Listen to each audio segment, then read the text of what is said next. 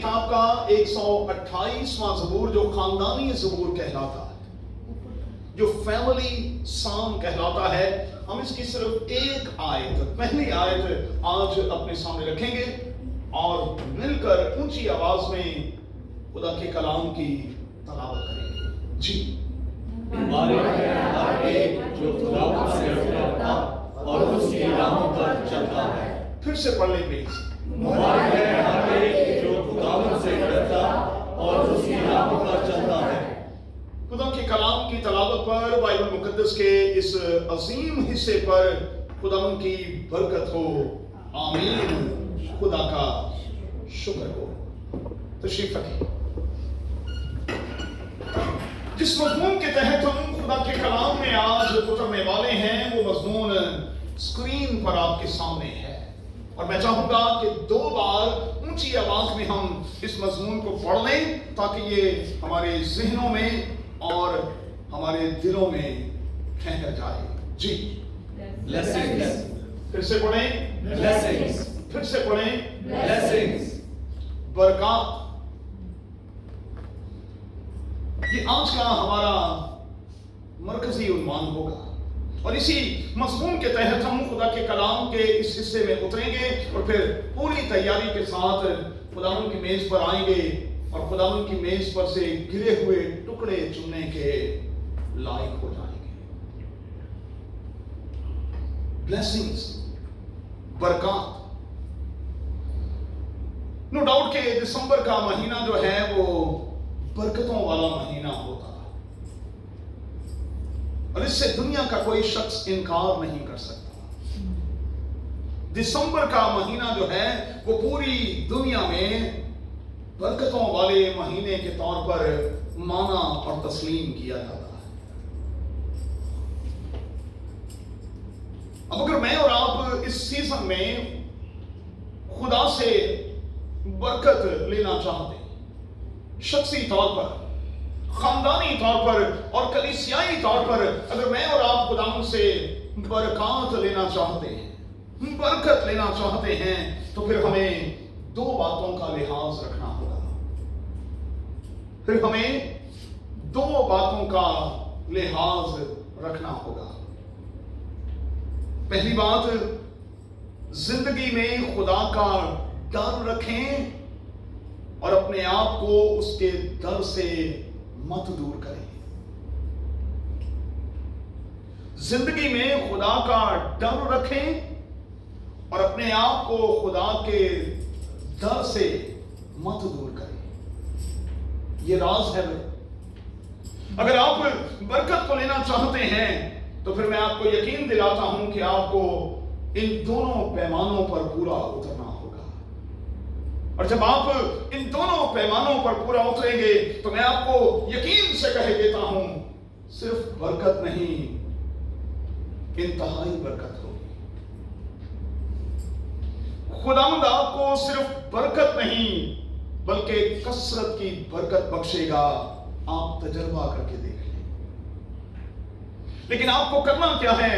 आपको अपनी जिंदगी में खुदा का खौफ रखना है और खुदा के डर से, खुदा के घर से लिपटे रहना।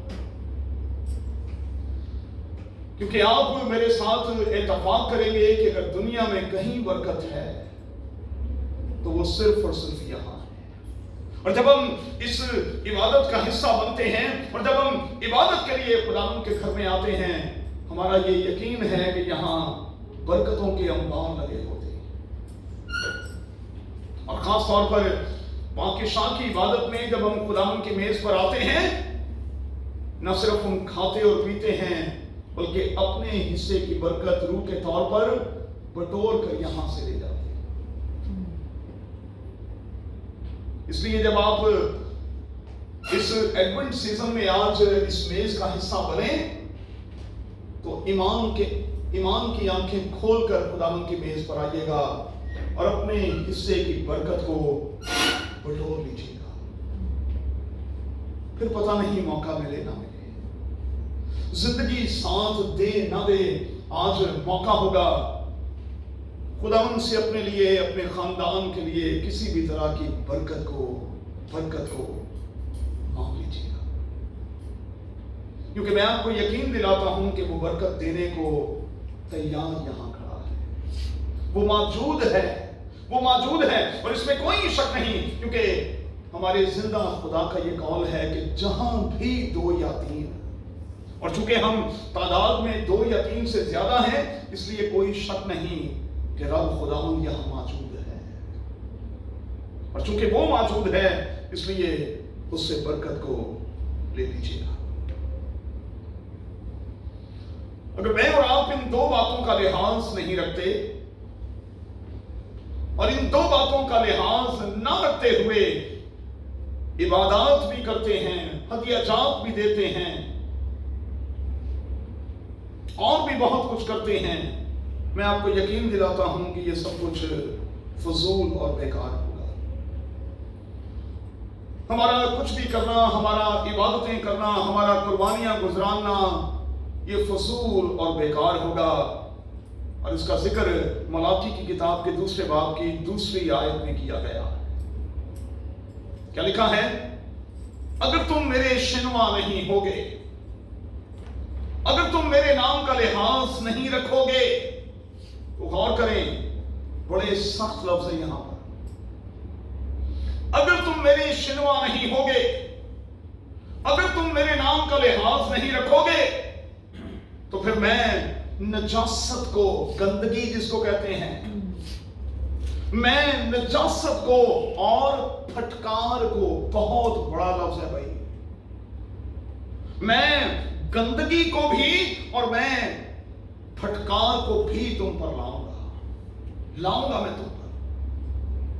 अगर तुम मेरा लिहाज नहीं रखोगे, मेरा खौफ नहीं रखोगे, मेरे दर से अपने आप को अलग रखोगे, मेरे नाम का लिहाज नहीं रखोगे, मेरी आवाज के शिनवा नहीं होगे, तो फिर मैं नजासत को और फटकार को तुम पर लाऊंगा। एक बात बच्चों इस सीजन में नोट कर छोड़ें, हम खुदा की बरकत को रुपयों से खरीद नहीं सकते। बरकतें खरीदी नहीं जाती, बरकतें मांगी जाती हैं और आसमान से दी जाती हैं, क्योंकि हर अच्छी बख्शिश और हर कामिल इनाम क्या लिखा है? ऊपर से है। बाइबल में यही लफ्ज है, हर कामिल इनाम, हर अच्छी बख्शिश जो है वो ऊपर से है, और हम खुदा की किसी बरकत को पैसों से नहीं खरीद सकते। 2 रेफरेंस देने लगा। नुमान ने शिफा को लिया और उसके बाद उसने पे करने की कोशिश की। आप जानते हैं, नुमान सूरियानी की बात करता हूं, नुमान कोड़े की बात करता हूं, जिसने शिफा ले ली और उसके बाद उसने कुछ पे करने की कोशिश की। खुदा के बंदा ने तो कुछ नहीं लिया, लेकिन उसके नौकर ने कहा कि नहीं, हमें कुछ ले लेना चाहिए। और भाई पे कर रहा है तो ले ले।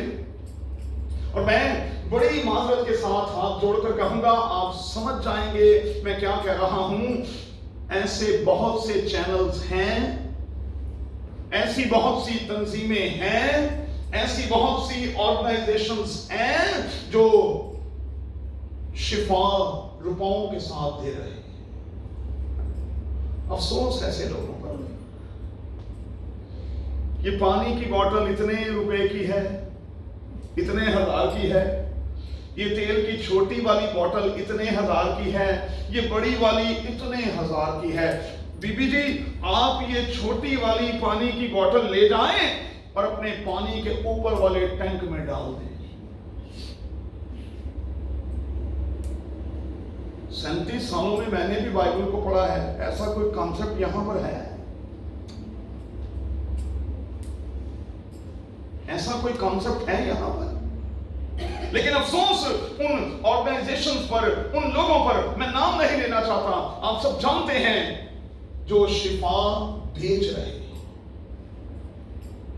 शिफा बेच रहे हैं। जबकि कलाम की आवाज क्या है? कलाम की आवाज यह है कि तुमने मुफ्त पाया, मुफ्त दो। अरे भाई, शिफा की नेमत जो कादिर खुदा ने आपको दी है, क्या आपने उसके मुकाबले में कुछ पे किया है खुदा को? आपने पे नहीं किया। खुदा ने आपको बख्शीश के तौर पर वो सब कुछ दिया है और आप उसे रुपयों में तकसीम कर रहे हैं, उससे फायदा उठा रहे हैं। अफसोस ऐसे लोगों पर। एक दूसरी एग्जाम्पल मैं आपको देने लगा। इमाम की किताब में आप उन नौजवानों के बारे में तो जानते ही हैं जो रसूलों के पास आए और कहा कि ये जो कुछ तुम करते हो, लिखा है कि वो रुपए लेकर रसूलों के पास आए और उनसे कहा कि यार ये इख्तियार हमें भी दे दो। और इमाम की किताब में लिखा है रसूलों ने उनको डांटा और क्या लिखा है, रसूलों ने उनको कहा कि तुम्हारा रुपया तुम्हारे साथ गारत हो। बाइबल में यही लफ्ज है, गर्क हो जाओ तुम अपने पैसे के साथ, क्योंकि तुमने खुदा की बख्शीश को रुपयों में लेने की कोशिश की। तुमने खुदा की बख्शीश को रुपयों में लेने की कोशिश की। हम बरकतों को खरीद नहीं सकते भाई।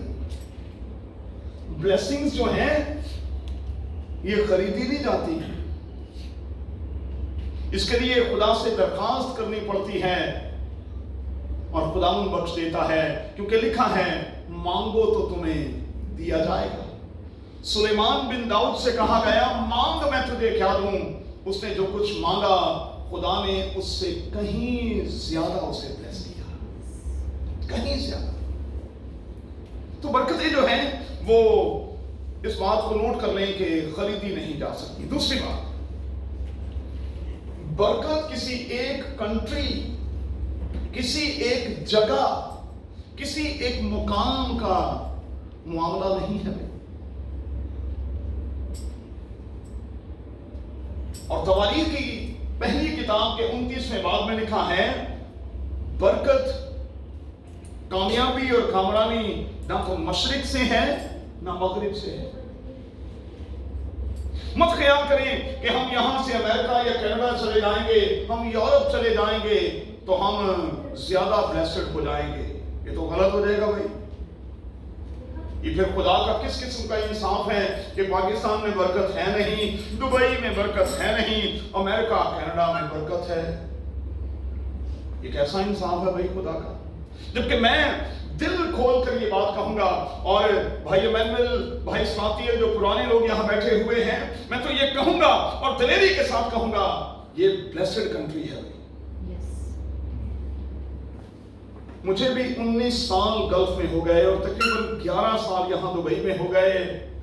मुझे तो कादिर खुदा ने इस कंट्री में रखे हुए इंतहाई ब्लेस किया है, इंतहाई ब्लेस किया। बरकत खरीदी नहीं जा सकती, बरकत किसी खास मुकाम पर नहीं है। बरकत को रिसीव करने के लिए जब हम खुदावंद के सामने संजीदगी और सफाई के साथ खड़े हो जाते हैं, वो कहीं भी हमें ब्लेस करता है, कहीं भी ब्लेस करता है। एक बीबी जंगल में लकड़ियां चुन रही है और आप जानते हैं कि वहां उसकी मुलाकात खुदा के बंदे से हो जाती है।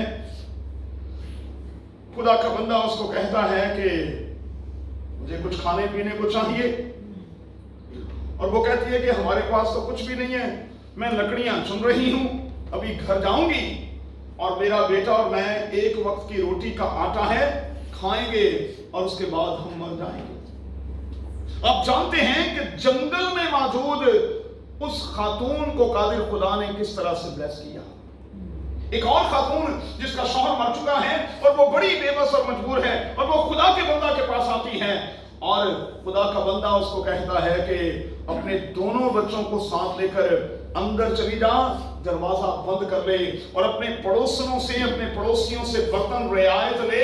बर्तन थोड़े नहीं होने चाहिए, क्योंकि तू बरकत को संभाल नहीं पाएगी। اور لکھا ہے کہ جب تک برتن ختم نہیں ہوئے تب تک تیل موقوف نہیں ہوا، خدا نے تیل کا کنواں لگا دیا،